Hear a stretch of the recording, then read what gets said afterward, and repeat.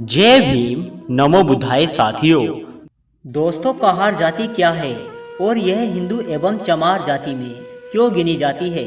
दोस्तों, कहार भारत में पाई जाने वाली एक हिंदू जाति है। इनका इतिहास प्राचीन और गौरवशाली है। यह खुद को कश्यप ऋषि और सप्त ऋषियों का वंशज होने का दावा करते हैं। कश्यप ऋषि मरीचि के पुत्र थे। ऐसी मान्यता है कि मरीचि से ही सारे देवताओं और असुरों की उत्पत्ति हुई है। कहार एक बहादुर और साहसी जाति है।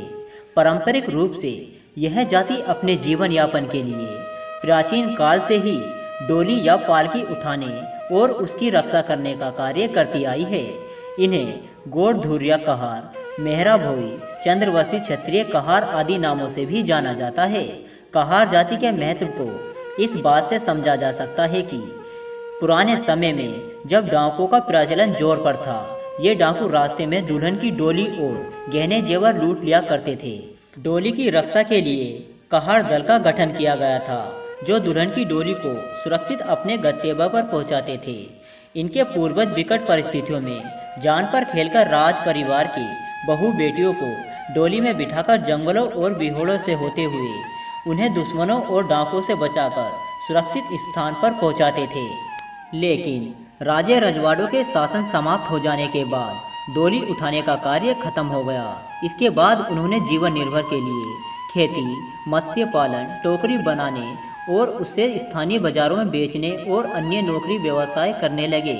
बदलते हुए समय के साथ वर्तमान में उपलब्ध शिक्षा और रोजगार नए अवसरों पेशा को अपनाने लगे। आज यह के सभी क्षेत्रों में उपस्थित दर्ज करा रहे हैं और अपनी सफलता की कहानी लिख रहे हैं। आइए जानते हैं कहार जाति का इतिहास और शब्द की उत्पत्ति कहां से हुई।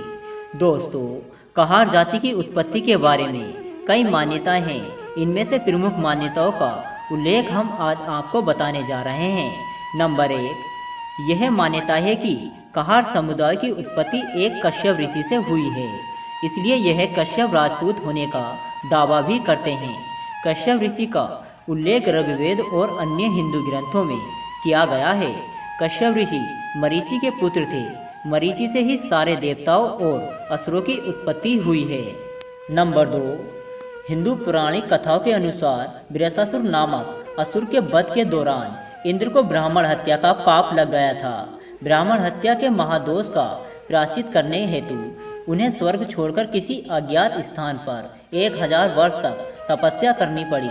इंद्र आसन रित न रहे, इसलिए देवताओं ने मिलकर पृथ्वी के प्रसिद्ध चंद्रवंशी धर्मात्मा राजा निहुस को इंद्र के स्थान पर स्वर्ग का राजा बना दिया। निहुस का उल्लेख ऋग्वेद में भी किया गया है।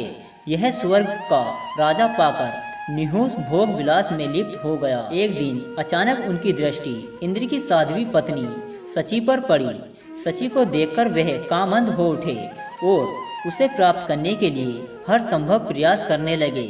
ब्राह्मण हत्या के दोष से मुक्त हो जाने के बाद इंद्र फिर से शक्ति संपन्न गए, परंतु इंद्र आसन पर निहुस के विराजमान होने के कारण उनकी पूर्ण शक्ति वापस नहीं मिल पाई।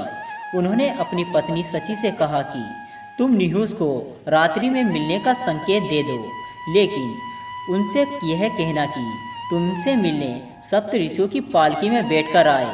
शची का संकेत मिलने के बाद निहुस रात में सप्त ऋषियों की पालकी में बैठकर शची से मिलने जाने लगे। सप्त ऋषियों के धीरे धीरे चलता देख उन्हें सर्प सर्प अर्थात शीघ्र चलो यह कहते हुए अगस्त ऋषि को लात मार दी। इस पर अगस्त ऋषि ने क्रोधित होकर निहुस को श्राप दे दिया और कहा कि मूर्ख, तुम्हारा धर्म नष्ट हो जाए, तुम 10,000 वर्षों तक सर्प योनि में पड़ा रहे। अगस्त ऋषि के शाप से निहुस तत्क्षण सर्प बनकर पृथ्वी पर गिर पड़ा और इस तरह इंद्र को पुण्य इंद्रासन प्राप्त हो गया। इस मान्यता के अनुसार कहार उन सप्त ऋषियों के वंशज हैं जिन्होंने चंद्रवंशी क्षत्रिय राजा निहुस की डोली उठाई थी। तो दोस्तों, कैसा लगा आपको हमारा यह वीडियो? हमें कमेंट में जरूर बताएं।